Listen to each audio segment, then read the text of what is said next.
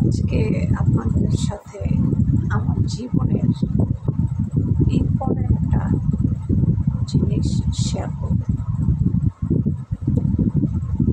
আমার যখন ছেলে আপনার 7 বছর আমার ছেলের, তখন তার বাবা মারা যায়। যাওয়ার পর অনেক কষ্ট করে আমি তাকে লালন পালন করে ভরণ পোষণ করে বড় করি। করার পর তাকে গ্রাজুয়েশন কমপ্লিট করাই। করানোর পর সে খুব সুন্দর একটা ভালো কোম্পানিতে জব করে। তো মোটামুটি ছেলের বয়স প্রায় 24-25 হয়ে গেছে। তো আমি কখনো আসলে চিন্তা করি নাই যে আমার একটা জীবনসঙ্গীর প্রয়োজন আছে। আসলে জিনিসটা কিন্তু আমি কখনো চিন্তা করিনি। বড় হয়েছে এটা।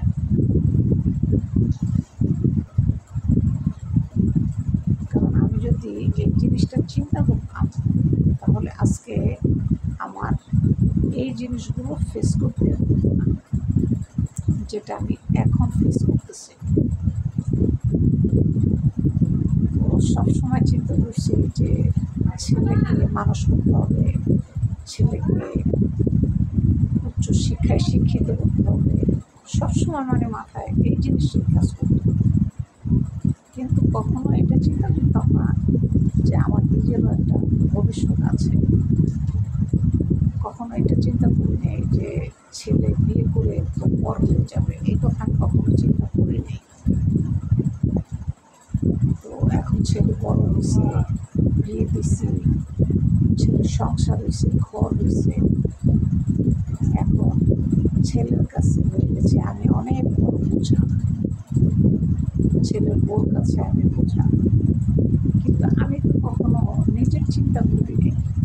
আমি সবসময় আমার সন্তানের চিন্তা করছি যে আমার সন্তান উচ্চ শিক্ষায় শিক্ষিত হবে, মানুষের মতো মানুষ হবে, আমি সেই চিন্তা করছি।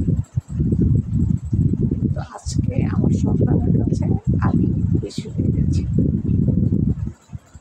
আসলে এটাই হচ্ছে পৃথিবীর নিয়ম।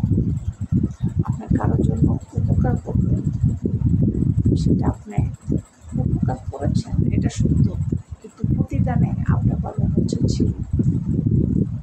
প্রতিদানে আপনি পাবেন চির।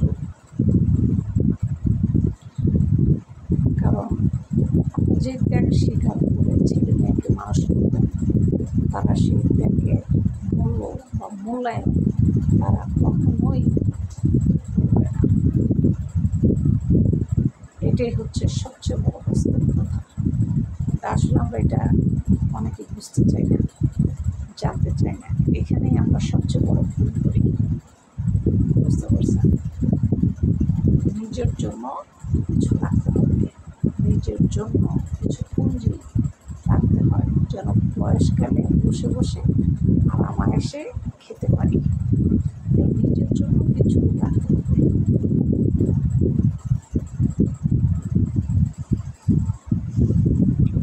যে নিজের জন্য না রাখবেন, সব কিছু উজাড় করে ছেলে মেয়েকে দিয়ে দেবেন, দেখবেন লাস্টে ছেলে মেয়ে আপনাকে কিছুই দিবে না, তাদের কাছে কিছু পাবে না। এটাই বাস্তব।